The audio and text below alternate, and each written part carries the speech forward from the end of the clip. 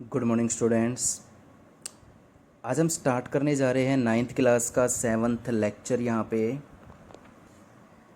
और इस लेक्चर में हम किसकी बात करने वाले हैं? प्रीवियस वीडियो में मैंने आपको करवाया था equation of motion, first equation of motion, ठीक है, जिसका रिजल्ट कितना आया था v = u+80। क्लियर?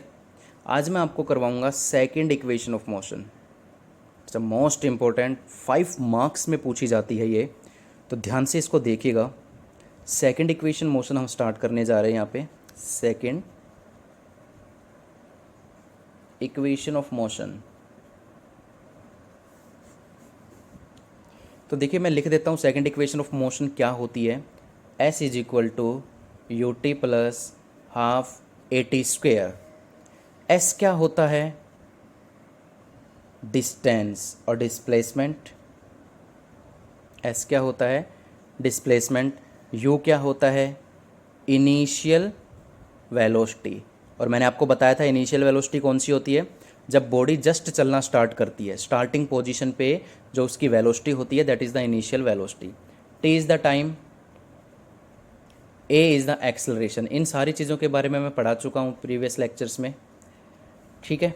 चलिए ध्यान से देखिएगा, फाइनल वेलोसिटी का कहीं भी जिक्र नहीं हो रहा, v कहीं भी नहीं आ रहा है,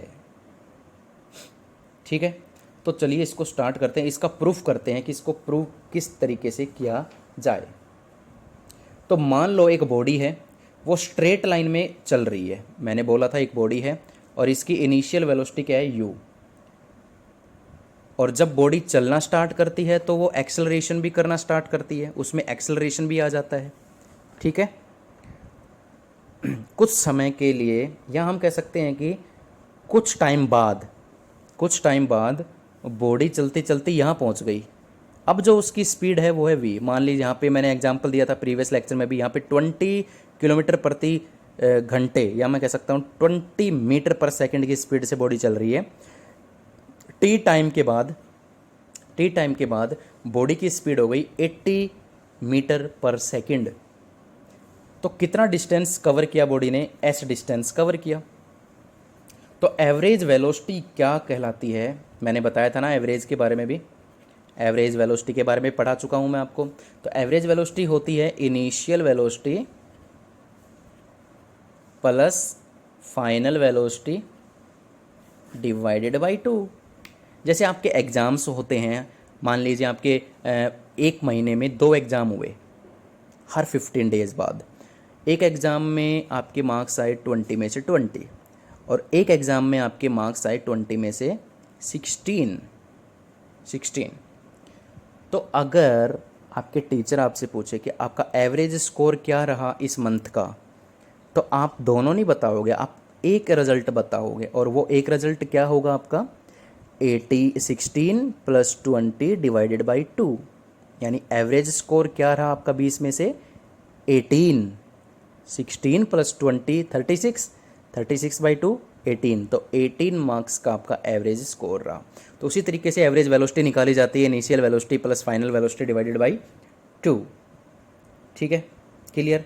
मतलब मैं इसको ऐसे भी लिख सकता हूँ, एवरेज वेलोसिटी को इस तरीके से लिख सकता हूँ, u इनिशियल वेलोसिटी u से रिप्रेजेंट की जाती है और फाइनल वेलोसिटी v से रिप्रेजेंट की जाती है डिवाइडेड बाई 2। ये हमारी फर्स्ट इक्वेशन आ गई।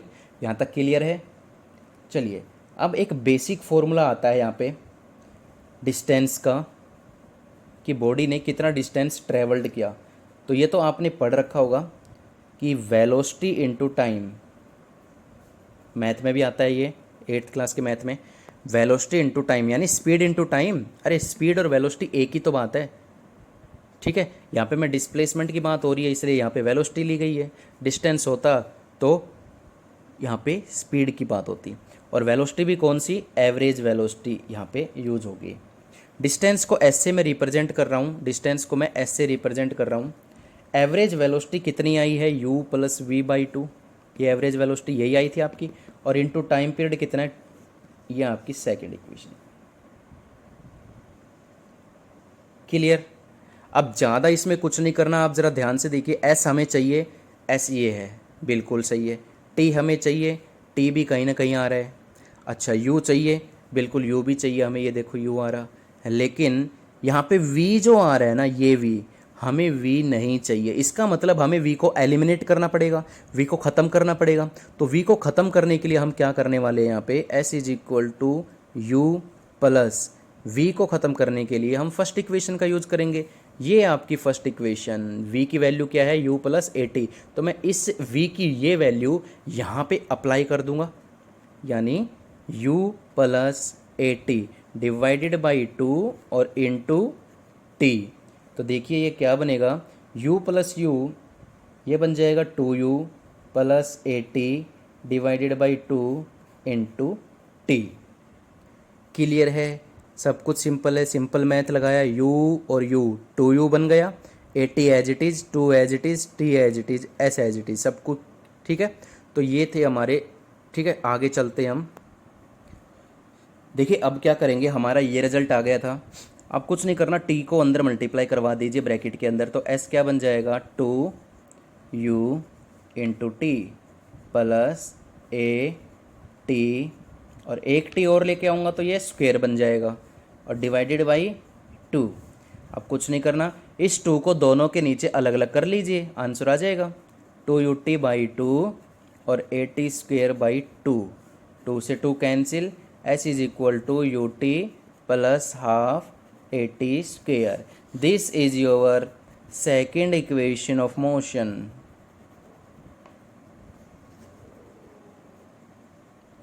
ठीक है, 5 मार्क्स में बहुत ज़्यादा इंपॉर्टेंट है, बार बार लिख के देखिएगा, प्रैक्टिस कीजिएगा, स्टेप समझ में ना आए फिर से पूछिएगा, कंसल्ट कर लीजिएगा मुझसे। ठीक है, ठीक है, पढ़ते रहिए, खुश रहिए, गुड लक।